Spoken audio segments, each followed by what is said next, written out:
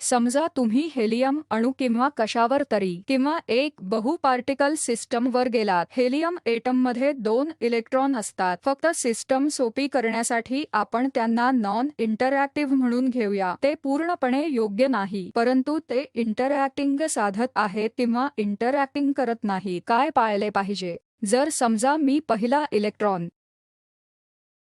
Quantum संख्यांच्या संचामध्ये ठेवला. पहिला इलेक्ट्रॉन ग्राउंड स्टेटमध्ये ठेवूया, जे 1n च्या बरोबरीचे आहे. L बरोबर 0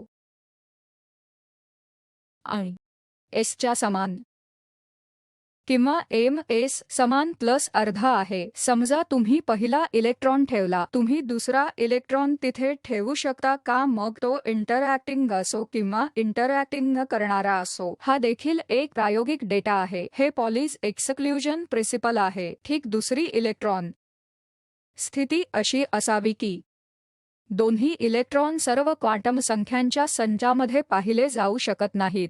त्यामुळे इंटरॅक्शन्सचा समावेश केला असला तरीही तुम्ही पाहण्याचा प्रयत्न करू शकता. पॉलीज एक्सक्लुजन प्रिन्सिपलचे उल्लंघन केले जाऊ शकत नाही, त्याचे पालन झाले पाहिजे. तर कोणतेही 2 इलेक्ट्रॉन क्वांटम संख्यांचा समान सच सामायिक करू शकत नाही. तर ते आम्हाला काय सांगते? हेच की इलेक्ट्रॉन इंटरॅक्टिंग करत आहेत किंवा इंटरॅक्टिंग करत नाहीत. पॉलीज एक्सक्लुजन प्रिन्सिपलचे पालन करणे आवश्यक आहे. आपण Pauli's exclusion principle 2 non interacting इलेक्ट्रॉनसाठी कसे समाविष्ट करता? दोघे इलेक्ट्रॉन्स खूप दूरच्या पोझिशनवर घ्या. इंटरॅक्शन खरोखरच इतके कमकुवत आहे की आपण त्यास जवळजवळ नॉन इंटरॅक्शन मानता. ते सौम्य सिस्टम सारखे आहे. सौम्य सिस्टम काय आहे? भिन्न अणू आतापर्यंत इतके दूर आहेत की इंटरॅक्शन नसल्यासारखे आहे असे तुम्ही भासवू शकता. जेव्हा ते बनू लागतात तेव्हाच एकाग्रतेने मग तुम्हाला 1/r दिसू लागेल. इंटरॅक्शन दरम्यान इलेक्ट्रॉन दरम्यान तिरस्करणीय इंटरॅक्शनमध्ये देखील बरोबर. म्हणून परंतु जर तुम्ही 2 इलेक्ट्रॉन्सला दूरच्या पोझिशन दिल्या असतील तर तुम्ही वेव्ह फंक्शन कसे लिहाल? तुम्ही हॅमिल्टनियन कसे लिहाल? पहिला इलेक्ट्रॉनसाठी हॅमिल्टनियन असेल, दुसरा इलेक्ट्रॉनसाठी एक हॅमिल्टनियन असेल. जर या दोघांमध्ये इंटरॅक्शन नसेल तर तुम्ही लिहू शकता h1 + h2 आणि तुम्ही लिहू शकता पहिला इलेक्ट्रॉनसाठी ψ1 वेव्ह फंक्शन, दुसरा इलेक्ट्रॉनसाठी ψ2 वेव्ह फंक्शन. ते एकमेकांशी बोलत नाहीत म्हणजे सिस्टमचे एकूण वेव्ह फंक्शन h1 + h2 आहे. ψ1 गुणे ψ2. पण तुम्हाला पॉलीज एक्सक्लुजन प्रिन्सिपल देखील पाळावे लागेल. तुम्ही ते कसे करता? इथेच तुम्हाला औपचारिक वर्गीकरण माहित असणे आवश्यक आहे, ज्याचा खात्री आहे की तुम्ही तुमच्या पहिल्या वर्षाचा अभ्यास केला असेल. क्लासिकल फिजिक्स ते वेगळे का आहे? समजा 2 इलेक्ट्रॉन घेतो. मी त्यांना क्लासिकल फिजिक्समध्ये वेगळे करू शकतो. त्याचे कारण काय आहे? त्यांच्यामध्ये वेव्ह नाही त्याच्याशी संबंधित. हे क्लासिकल फिजिक्सतील पॉइंट पार्टिकल आहे. फक्त जेव्हा 2 इलेक्ट्रॉनला एक वेव्ह आहे, ते आच्छादित होऊ शकतात. मग हा प्रदेश आच्छादित आहे की नाही हे तुम्ही सांगू शकत नाही. हा भाग हा इलेक्ट्रॉन आहे आणि अन्य भाग इतर इलेक्ट्रॉन आहे. त्यामुळे अविभाज्य संकल्पना केवळ क्वांटम फिजिक्समध्ये येऊ लागेल. शास्त्रीयदृष्ट्या तुम्ही त्या इलेक्ट्रॉनवर लक्ष ठेवू शकता. ठीक. म्हणून ते एकसारखे असले तरीही ते वेगळे करता येते. क्लासिकल फिजिक्समध्ये ते वेगळे केले जातील, पण क्वांटम कारण तुम्ही त्या पार्टिकलना वेव्ह फॉर्म द्याल. वेव्हस आच्छादित प्रदेशात आच्छादित होऊ शकतात. ते अस्पष्ट होते. तुमचा इलेक्ट्रॉन कोणता आहे ज्याचा तुम्ही मागोवा घेत आहात हे तुम्हाला माहीत नाही. ठीक आहे. म्हणून ते अभेद्य होते. आणि प्रयोगांमध्ये दिसणाऱ्या पार्टिकल्समध्ये श्रेणी देखील आहेत. त्यामुळे स्टर्न गर्लॅकच्या संदर्भात 2 विभाजन होते, जे की आहे जो उजवा अर्ध्या बरोबर असल्यामुळे आहे. पण इतर कण आहेत जे जास्त स्पिन करतात. ठीक आहे. तर 2 श्रेणी आहेत. एक बोसॉनस आहे, जिथे स्पिन ही एक अंतर्गत स्पेस आहे. ही तुमची ऑर्बिटल कोणीही संवेग मोमेंटम नाही, तो नवीन क्वांटम नंबर आहे. गॉड पार्टिकलबद्दलची ही मोठी बातमी प्रत्येकाने ऐकली होती. गॉड पार्टिकल एसच्या 0 बरोबरीचा आहे किमान. असे झाल्याच्या स्वाक्षऱ्या आहेत. आम्हाला गॉड पार्टिकल मिळाला आहे आणि नंतर ए समान 0 देखील आहे. कमी किंवा जास्त प्रमाणात 0 आहे, ठीक आहे. त्यामुळे ते बोसॉन्स आहेत. बोसॉनस मध्ये इंटिजर स्पिन असतो. फोटॉन बद्दल काय? किती संभाव्य ध्रुवीकरण आहेत? Y2 रेखांशाचे काय? फोटॉन हे वस्तुमानही नसतात, तर तुमच्याकडे फक्त ट्रान्सव्हर्स पोलरायझेशन आहे, त्यापैकी 2 आहेत. पण जर तुम्ही ते मोठे केले तर मग तुम्ही रेखांशाचा ध्रुवीकरण देखील करू शकता. त्यामुळे एका प्रचंड वस्तूसाठी 3 असतील आणि ते 3 तुम्ही कसे खाते? एसच्या समान आहे. 3 स्टेट्स असल्यास S1 असणे आवश्यक आहे आणि असेच पुढे. म्हणून प्रत्येक वस्तू जी आपण पार्टिकल परिदृश्यात प्रयोगांमध्ये पाहतो त्यात एकतर इंटिजर स्पिन असेल किंवा एक अर्धा इंटिजर स्पिन असेल. त्यामुळे त्यांनी स्पिन कसे पाहिले तर ते संयमाकडे जातात जेथे कक्षीय कोणी संवेग 0 आहे. अजूनही पहा 3 स्टेट्स आहेत. जर त्यांना 3 स्टेट्स दिसल्या तर ते म्हणतील की हा पार्टिकल एसच्या बरोबरीचा असावा आर संयमामध्ये. कारण ऑर्बिटल कोणीय संवेग मोमेंटम एल हा 0 आहे. असे असूनही त्यांना 3 स्टेट्स दिसतात. मग ते म्हणतील की ती वस्तू बोसॉन आहे. एस बरोबर 1 सह पार्टिकल फिजिक्सतील प्रयोगांमध्ये आपण इतर कोणते बोसॉन पाहतो? ते आहे कमकुवत इंटरॅक्शन, कमकुवत न्यूक्लिअर शक्ती इंटरॅक्शन, जिथे आपण पाहतो व्हेक्टर बोसॉन W+W-Z. मला खात्री आहे की तुम्ही फक्त डेटा म्हणून वाचले असेल. त्यांच्या 3 स्टेट्स आहेत.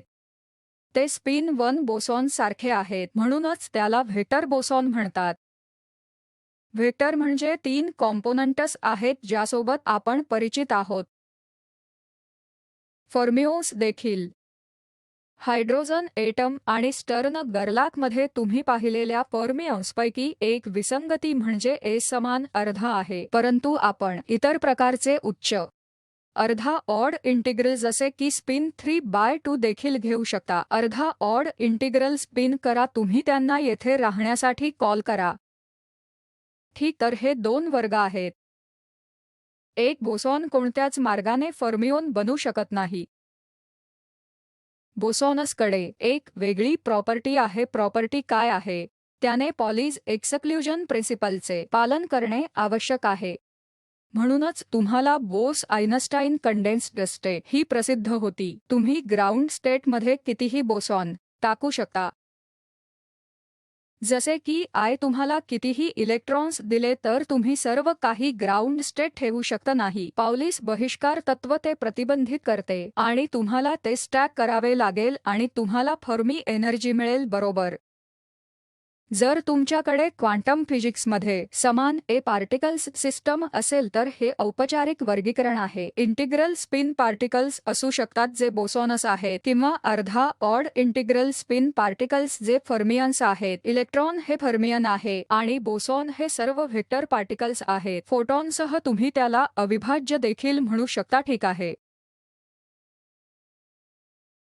आपण हे वेव्ह फंक्शन कसे लिहू शकतो? म्हणून आधीच सांगितले आहे की एकसारखे पार्टिकल्स वेगळे करता येतात कारण आपण 2 पार्टिकल्सच्या प्रक्षेपणाचा मागोवा ठेवू शकतो, त्यावर काही रंग देऊन किंवा त्यावर चिन्हांकित करून. परंतु क्वांटम फिजिक्समध्ये त्यांची वेव्ह फंक्शन्स असतील आणि ते आच्छादित होऊ लागतात, त्यामुळे तेथे ते वेगळे करता येत नाहीत. आणि तुम्ही त्यांना इंटिग्रल स्पिन किंवा अर्धा ऑड इंटिग्रल स्पिन म्हणून वर्गीकृत करण्याचा प्रयत्न करू शकता. आणि बोसॉन हाफ ऑड इंटिग्रल नावाचा इंटिग्रल स्पिन फर्मियन्स फिरवतो. होय, तर हे आहे जेव्हा आपल्याकडे संमिश्र वस्तू असतात. आपल्याकडे एक पार्टिकल आहे, त्याला डेल्टा प्लस पार्टिकल म्हणतात, ठीक आहे. असे पार्टिकल आहेत जे 3 क्वार्क पासून बनलेले आहेत. प्रोटॉन देखील 3 क्वार्कपासून बनलेला आहे, पण ते स्पिन संबंधित आहे. परंतु असे पार्टिकल आहेत जेथे आपण 3 क्वार्क्स एकत्र करू शकता, जे तुम्हाला 3/2 स्पिन देऊ शकतात, जे delta plus particle, omega particle इत्यादी सारखे असतात. जर समजा तुमच्याकडे 5 इलेक्ट्रॉन्स आहेत आणि तुम्ही 5 इलेक्ट्रॉनची बाउंड स्टेट केली आहे, त्या बाउंड स्टेटची एकूण स्पिन असू शकते. कमाल व्हॅल्यू 5/2 असू शकते. त्यातील काही सबसेट 5/2 या स्पिनसारखे वागू शकतात, काही ए सबसेट 3/2 स्पिन सारखे वागू शकतात, काही ए सबसेट स्पिन हाफ सारखे वागतील. त्यामुळे या काही गोष्टी काही पॉइंटला त्यात येतील.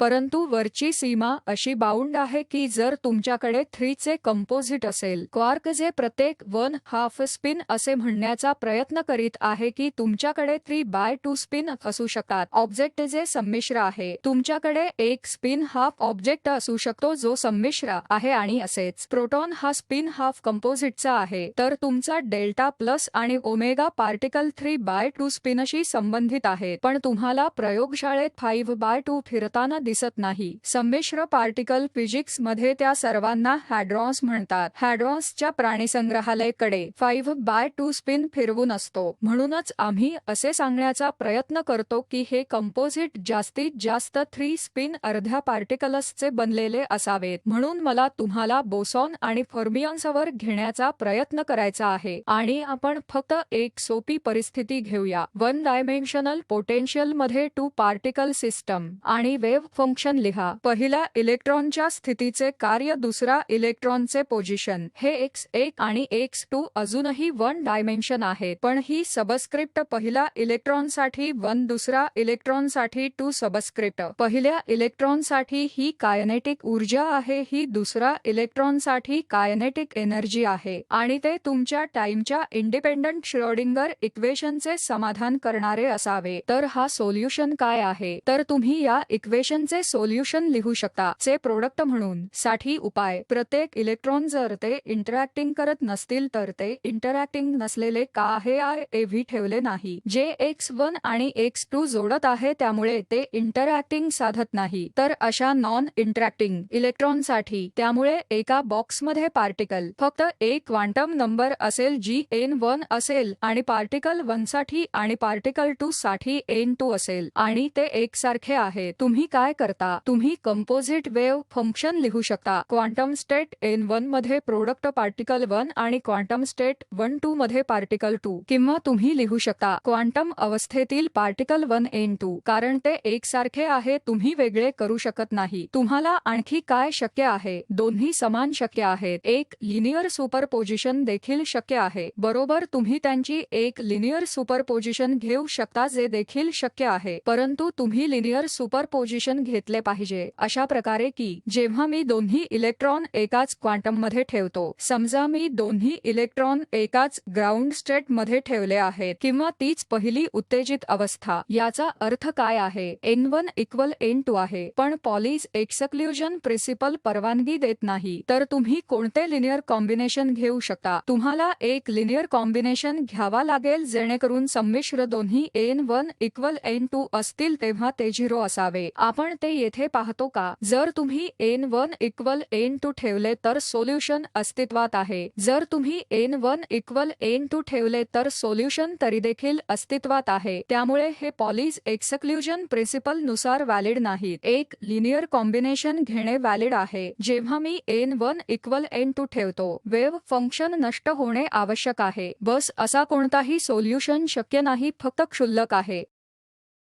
त्यामुळे प्रोबॅबिलिटी डेन्सिटी जर तुम्ही या केससाठी काम करण्याचा प्रयत्न केला तर ते समान नाही आणि तुम्हाला पॉलीज एक्सक्लुजन प्रिन्सिपल समाधान करायचे आहे. म्हणजे जेव्हा तुम्ही n1 इक्वल n आणि n2 समान n ठेवता तेव्हा वेव्ह फंक्शन 0 असणे आवश्यक आहे. तर तुम्ही ते दोन्ही कसे साध्य कराल? तुम्ही प्लस किंवा मायनस लिहू शकता. कोणते एक बरोबर आहे? हे मायनस चिन्ह इलेक्ट्रॉन साठी आहे, जे योग्य आहे. समजा मी इलेक्ट्रॉनच्या जागी बोसॉन घेतो. आम्ही एक प्लस चिन्ह ठेवू कारण ते 0 नसावे. तुमच्याकडे ए मायनस चिन्ह असू शकत नाही आणि हे देखील लक्षात घ्या की प्रोबॅबिलिटी डेन्सिटी प्लस चिन्ह आहे. +1 आणि -1 खूप महत्त्वाचे आहे. त्यामुळे तुम्ही ते A2 पार्टिकल सिस्टम साठी देखील पाहू शकता. अगदी परस्पर संवाद नसतानाही वेव्ह फंक्शन एकतर असावे. प्लस चिन्हाचा अर्थ असा देखील केला जाऊ शकतो. पार्टिकल 1 आणि पार्टिकल 2 चे सिमेट्रिक आणि एक्सचेंज मायनस चिन्हाची देवाणघेवाण होऊ शकते, जसे की तुम्ही 1 पार्टिकलची देवाणघेवाण करता आणि पार्टिकल 2 तुम्हाला एक निगेटिव्ह चिन्ह मिळेल. ही तुमची ऑड फंक्शन्स आणि इव्हन फंक्शन्स सारखी आहेत ज्यांचा तुम्ही अभ्यास करत आहात. जिथे तुम्ही x2 - x घेतले, येथे मी म्हणत आहे की पहिला पार्टिकल बनवा आणि दुसरा पार्टिकल एक्सचेंज अंतर्गत वेव्ह फंक्शन अँटी सिमेट्रिक आहे. इलेक्ट्रॉनसाठी आणि बोसॉनसाठी सिमेट्रिक. जर तुमच्याकडे 3 पार्टिकल असतील तर हे एक्स्ट्रापोलेट होईल. ते बनवण्यासाठी पूर्णपणे अँटी सिमेट्रिक.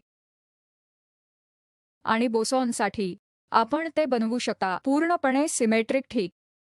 तर मी तुम्हाला फक्त एक फ्लेवर देत आहे की तुम्ही लिहिण्याचा प्रयत्न करू शकता. वेव्ह फंक्शन 2 इलेक्ट्रॉन सिस्टमसाठी मायनस चिन्हासह ऑड फंक्शन म्हणून हे मायनस चिन्ह बनले पाहिजे. त्याचप्रमाणे बोसॉनसाठी इव्हन फंक्शन्सना परवानगी आहे. हायड्रोजन एटम पार्टिकलच्या समस्येसाठी तुम्ही काय करता? मी हे बॉक्समधील पार्टिकलसाठी केले.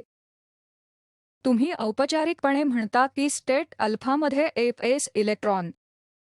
अल्फा एक संक्षिप्त नोटेशन आहे जे तुम्हाला सांगतात की त्यात हा अल्फा आहे. एन अल्फा ही प्रिन्सिपल क्वांटम नंबर आहे. एल अल्फा हा azimuthal quantum number. L alpha S alpha आहे. एस दाबला जाऊ शकतो कारण इलेक्ट्रॉनसाठी तुम्हाला माहित आहे की एस अर्धा आहे. तुम्हाला स्पष्टपणे अर्धा ठेवण्याची आवश्यकता नाही. ठीक आहे. त्याचप्रमाणे इतर स्टेटसाठी बीटा ठेवा. एकूण अँटी सिमेट्रिक लिहा जिथे अल्फासाठी लांब हात नोटेशन आहे 4 क्वांटम संख्या. त्याचप्रमाणे बीटा ती पुन्हा 4 क्वांटम संख्या आहे आणि ते वेगळे असावेत. त्यापैकी किमान एक वेगळा असावा. स्पष्ट. आणि मी हेच सांगण्याचा प्रयत्न करत होतो. तुम्ही पोझिशन स्पेस वेव्ह फंक्शन्स लिहू शकता जे फक्त ऑर्बिटल क्वांटम नंबर आणि मॅग्नेटिक क्वांटम नंबरवर अवलंबून आहे. परंतु तुम्ही नवीन स्पेस असलेले प्रोडक्ट ठेवू शकता जे त्यांच्याशी बोलत नाही. ते वेव्ह फंक्शन ठेवा एमसह. Magnetic quantum number. ठीक आहे. हा एक औपचारिक मार्ग आहे ज्यामध्ये तुम्ही तुमचे वेव्ह फंक्शन लिहू शकता. पोझिशन स्पेस वेव्ह फंक्शनचे प्रोडक्ट म्हणून गुणे स्पिन स्टेट. एका स्पिन स्टेट पोझिशनच्या आधारावर कोणतेही प्रोजेक्शन नसते. अंतर्गत जागा. त्यामुळे हा R1 पेक्षा इंडिपेंडंट आहे आणि सापेक्षतावादी नसलेल्या सिद्धांतांमधील प्रयोगांशी जुळण्यासाठी हाताने सादर केला जातो. जर तुम्ही 0 वेलोसिटी घेतला तर तुम्ही दुर्लक्ष करू शकता की हे वेव्ह फंक्शन जवळजवळ एच वेव्ह प्रमाणे आहे आणि आपण यावर लक्ष केंद्रित करू शकता. चा स्पिन भाग N1 इक्वल घ्या किंवा कोणत्याही NL साठी 0 परिस्थिती असेल. मग तुम्ही वेव्ह फंक्शनच्या या भागावर लक्ष केंद्रित करू शकता. हे आहे या 2 स्टेट्सची सुंदर संकल्पना. 2 सारखे आहेत परंतु आपल्या संगणक बायनरीमध्ये ऑपरेशन जे आपण करतो, सर्व गणने जे केले जातात, फक्त 0 आणि 1 सोबत खेळणे समाविष्ट आहे. बरोबर. 0 आणि 1 बायनरी. मग बाइट्स म्हणजे किती बिट्स? त्यापैकी 8 प्रत्येकाला 1 बिट म्हणतात जे 0 आणि 1 आहे आणि तुम्ही 1 बाइट घेऊ शकतात जे अशा 8 बिट्सपैकी आहे. क्वांटम मेकॅनिक्स काय आहे ते आम्हाला सांगते. ही देखील 2 स्टेट्स आहेत. फक्त क्वांटम मेकॅनिक्सचा मागोवा ठेवण्यासाठी आम्ही त्यांना क्युबिट्स म्हणतो. ठीक. आणि तेथे देखील 2 स्टेट्स आहे पण अजून बरेच काही आहे. 0 आणि 1 मध्ये तुम्ही 0 आणि 1 जोडत राहू शकता पण क्युबिट्सच्या संदर्भात तुम्ही सुपरपोजिशन घेऊ शकता. आपण विविध संभाव्य क्युबिट्सचे सुपरपोजिशन घेणे सुरू करू शकता. त्यामुळे तुम्हाला माहिती आहे की हे तुमचा वेग वाढवणार आहे. समजा तुम्हाला अधिक कार्यक्षमतेने काय करायचे आहे. आपल्याला माहित आहे की आपल्या सर्वांना काय वाटते. ठीक आहे. म्हणून फक्त तुम्हाला देण्यासाठी ते क्युबिट्स हे स्पिन हाफ इलेक्ट्रॉनच्या 2 अवस्था आहेत ज्या क्लासिकल बिट्सपेक्षा शक्तिशाली आहे कारण तिथे तुम्ही फक्त 0 आणि 1 सोबत खेळता पण इथे तुमच्याकडे क्युबिट्सची सुपरपोजिशन आहे. अल्गोरिदम आधीच साहित्यात लिहिले गेले आहेत. त्यामुळे तुमच्यापैकी काहींना किमान माहीत असेल. म्हणून क्वांटम अल्गोरिदम म्हणतात. ते निश्चितपणे कार्यक्षम आहेत, विशेषतः फॅक्टरीकरण समस्या पॉलिनॉमियल टाइममध्ये सोडवता येते, अल्गोरिदम दाखवते. त्यामुळे क्युबिटस वापरून हे साध्य झाले आहेत. आणि गुरुत्वाकर्षण वेव्ह शोधणे तुम्हाला माहीत आहे अशा अनेक समस्या आहेत. आम्ही का शोधू शकलो नाही? इतका वेळ का? या पार्श्वभूमीचा खूप आवाज. आणि ही इतकी कमकुवत गोष्ट आहे. त्याचप्रमाणे हे क्वांटम संगणक बांधकाम जरी थिअरी असू शकते, बऱ्याच सुसंगततेने बऱ्याच गोष्टींची काळजी घ्यावी लागते. आणि लोक त्यावर काम करत आहेत. हे एक आव्हान आहे. त्यांनी एकत्र 2 क्युबिटस बनवण्याचा प्रयत्न केला आहे. अजूनही ती पातळी गाठलेली नाही जी आपल्याकडे संगणकावर आहे, पण लोक त्या मागावर आहेत. कारण थिअरी नुसार आपल्याला इतकी कार्यक्षमता दिसते. गणना आपण गोष्टी वेगाने करू शकता.